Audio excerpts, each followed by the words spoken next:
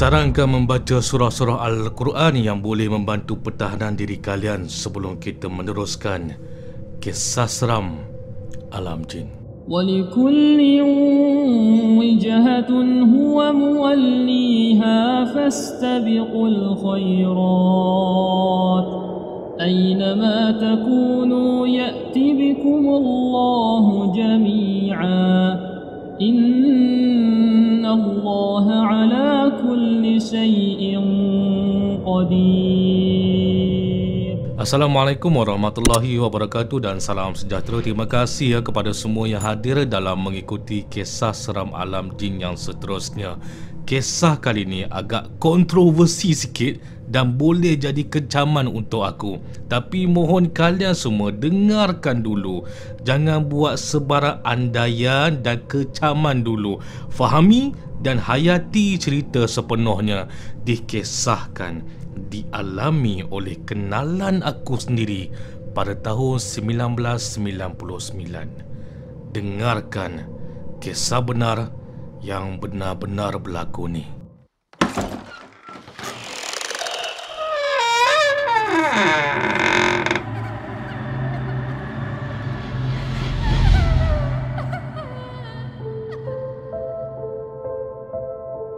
Seperti kebiasaan, pagi tu si Amri nama samaran dan adik perempuan dia pergi ke sekolah menengah bertolak daripada rumah dalam jam 7.10 pagi.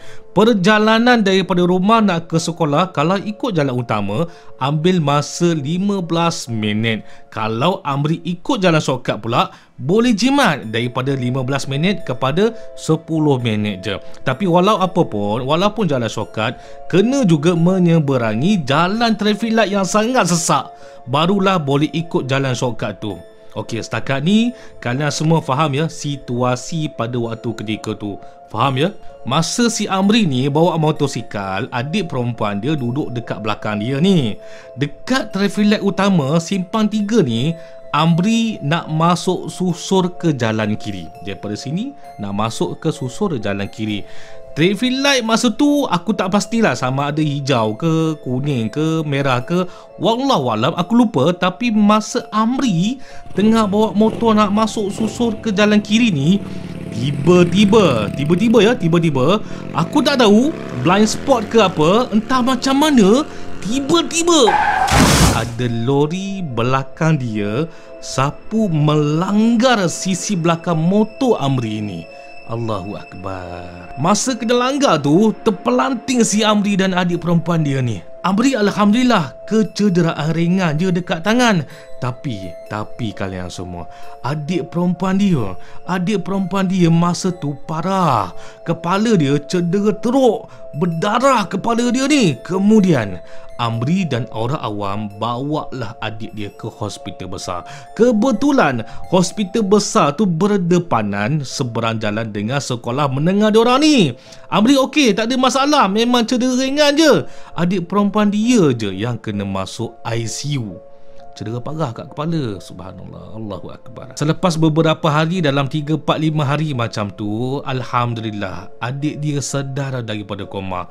Masa tu Amri, ayah dan mak dia memang ada dekat hospital. Masing-masing seronok dan bersyukur sebab adik perempuan dia ni dah sedar. Tapi ini dia yang peliknya, ini dia. Tapi adik dia sedar, cuma sedar dalam keadaan yang tidak sedar. Macam mana tu maksudnya? Pelik kan? Okey, macam ni aku terangkan ya.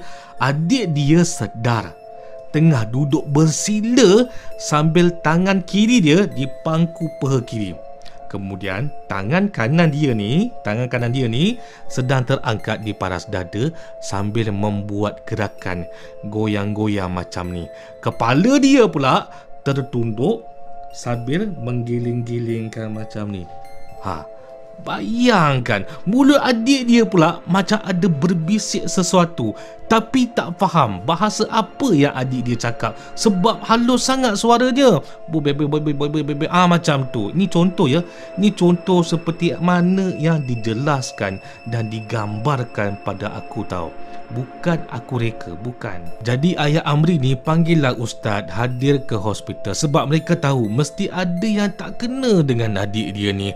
Doktor masa tu orang Melayu, jadi doktor bagilah green light pada diorang ni untuk panggil ustaz datang sebab doktor pun tahu ini dah di luar bidang dia. Apa yang doktor boleh bantu, doktor pindahkan adik perempuan dia ni ke dalam ward bilik berasingan supaya memudahkan diorang ni untuk tangani masalah tu tanpa sebarang gangguan yang lain. Ustaz pun sampailah ke ward hospital. Kemudian bila ustaz tu tengok keadaan adik perempuan dia tengah geling-geling kepala, tengah macam betul berbisik-bisik, ustaz ni tahu dah mesti memang ada benda yang tak kena. Ustaz ni macam dapat agak, tapi ustaz ni tetap juga tanya soalan pada Amri. Amri, boleh ustaz tanya tak, kamu ni selalu pergi ke sekolah ikut jalan mana Amri? Amri pun ceritalah pada ustaz tu. Kata Amri, dia ikut jalan shortcut di jalan belakang lorong kecil. Nama jalan tu adalah Jalan. Masa ustaz tu dengar jalan tu, ustaz angguk tanda faham sebab dia tahu dia pun orang tempatan juga. Jadi bila mana Amri sebut nama jalan tu secara langsung, terus ustaz tu boleh bayangkan keadaan dan di sekeliling jalan kempas tu. Kemudian ustaz cakap pada ayah Amri, minta ayah Amri untuk panggil. Okey, kita stop dulu. Sebelum aku teruskan, aku kena mohon maaf dulu. Mohon maaf bagi mereka yang beragama Hindu ya. Aku mohon maaf sangat-sangat bagi mereka yang beragama Hindu. Ini hanya kisah yang disampaikan, dialami pengalaman mereka bagi peristiwa yang telah berlaku. Bukan rekaan untuk tujuan menyakitkan hati sesiapa, bukan tujuan untuk memburukkan mana-mana pihak ya, bukan sama sekali.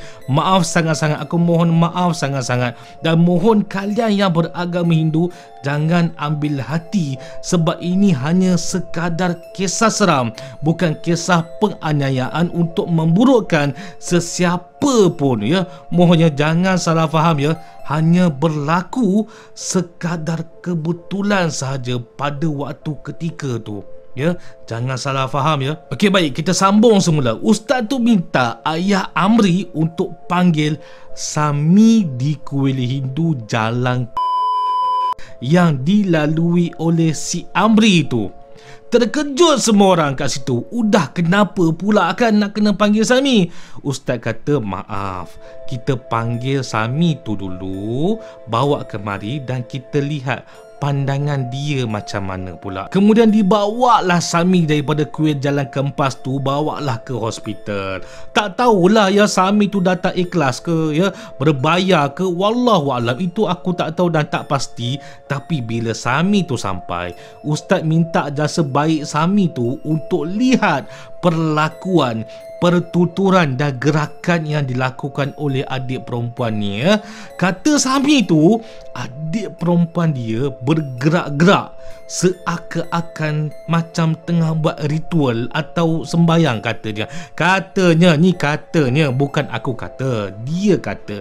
Dan tangan kanan yang bergoyang-goyang tu pula seakan-akan macam tengah memainkan alunan loceng.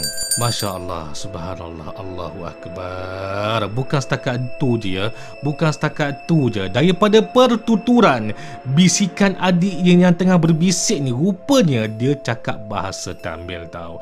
Hanya difahami oleh Sami tu. Kemudian Sami tu translate bagi tahu, katanya, maaf, dalam badan adik perempuan ni dia minta dimandikan dengan darah kambing.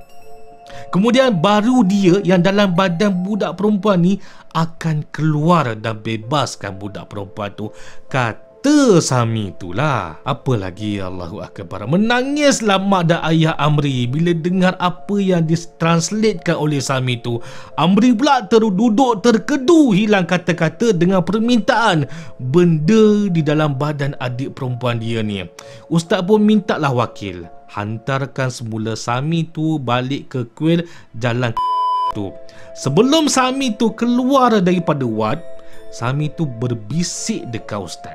Ya, bila Sami tu dah berbisik pada ustaz, bila Sami tu keluar daripada wad, Terus ayah dia peluk ustaz tu, minta pandangan, minta dijelaskan apa sebenarnya yang berlaku di ustaz. Ustaz tu cakap pada ayah Amri, sabar pakcik, sabar, tenang dulu. Mari kita keluar daripada wad ni dulu, nanti saya terangkan satu persatu. Dibawalah ayah Amri, mak Amri dan Amri ni keluar daripada wad, ya, keluar daripada wad, tenangkan dulu. Kemudian barulah ustaz tu berkata-kata. Ini kata ustaz tu, benda yang ada dalam badan anak pakcik ni kemungkinan sahaja ya pakcik, kemungkinan tak semestinya betul pakcik. Hanya kemungkinan saja adalah jin yang beragamakan Hindu dah menduduki di dalam badan anak pakcik ni. Amri dan adik perempuan dia ni memang dah kerap sangat ikut jalan depan kuil tu. Mungkin jin tu dah lama sangat perhatikan adik dia ni, jadi menunggu masa yang sesuai je untuk masuk ke dalam badan dia. Kebetulan dengan apa yang berlaku sekarang ni, anak pakcik ni sedang dalam keadaan yang lemah sangat. Inilah peluang yang diambil jin tu tanpa kita sedar pakcik. Dan tengoklah sekarang ni, jin tu minta yang bukan-bukan pula. Sami tu pun tadi pakcik terkejut tau. Sami tu bisik dengan saya, katanya benda dalam badan adik perempuan ni minta yang bukan-bukan. Jadi minta kita semua, Sami tu minta jangan diikutkan, jangan akur dengan permintaan dalam badan adik ni. Walhal kami pun tak mandi darah kambing, kata Sami tu pakcik. Jadi marilah kita usaha sama-sama ikhtiarkan keluarkan jin daripada badan adik perempuan ni. InsyaAllah kita berserah dan berdoa je pada Allah Subhanahu Wa Taala yang selebihnya ya pakcik ya. Sabar. Seperti yang kita ketahui, jin ni pun ada anuti agamanya masing-masing ya. Mungkin ada yang tak tahu, tak tahu tu ni aku nak terangkan. Jin ni ada anuti agamanya masing-masing. Sebagai contoh, ada jin yang beragama Kristian, ada jin yang beragama Hindu, ada jin yang beragama Buddha, ada jin yang tidak beragama pun ada jin yang beragama Nasrani, ada jin yang beragama yang tak pernah kita dengar pun ada, dan juga ada jin yang beragama Islam ya. Jadi tidak hairanlah kalau aku katakan ataupun kalau ustaz tu katakan kemungkinan besar jin tu adalah beragama Hindu ya. Tak hairanlah, ini kemungkinan saja. Ustaz tu pun kata kemungkinan, tapi memang tidak hairan. Jin ni pun ada anuti agama-agama yang tertentu macam manusia juga. Jadi kalian semua, adakah mereka ni selesaikan masalah tu dengan bermandikan darah kambing juga? Kalian rasa macam mana? Untuk perubatan kesihatan dan kecederaan anggota badan adalah melalui cara kaedah hospital. Tapi untuk masalah rohani, masalah gangguan dalaman, perlulah terus-menerus bertawakal, beristiqamah, berdoa dengan cara tuntutan agama Islam. Ustaz tu kemudian bawalah mereka ni jumpa ustaz-ustaz yang lainnya, hijrah sana, hijrah sini, dan akhirnya berkat tidak kenal putus asa, syukur alhamdulillah Allah Subhanahu Wa Taala memakbulkan doa dan usaha mereka ni. Sembuhlah 100% adik perempuan Amri ni daripada sebarang gangguan jin syaitan yang memasuki badan dia sebelum ni. Alhamdulillah, syukur alhamdulillah. Dia sebenarnya macam ni, ada beberapa perlakuan pelik yang dilakukan oleh adik perempuan ni, tapi cukuplah aku buka sedikit sebahagian je ya, sebab khawatir jadi asbab aib pula nanti. Sekarang ni dah tahun 2022, 23 tahun sudah berlalu. Alhamdulillah, adik dia ni dah dewasa macam wanita-wanita ayu yang lainnya, dah berkahwin dah pun, sudah dikurniakan anak pula tu. Itulah yang paling penting kita doakan supaya semua bahagia, semua selamat, semua dimurahkan rezeki, dipanjangkan umur Allah Subhanahu Wa Taala. Amin, syukur alhamdulillah. Persoalannya sekarang adalah bagaimana pula nasib jin yang bermaus tautin di jalan tu pula kan? Siapa pula yang akan jadi pilihan jin tu pula sekarang ni? Apakah nasib orang lain yang masih melalui jalan tu? Kalian rasa macam mana?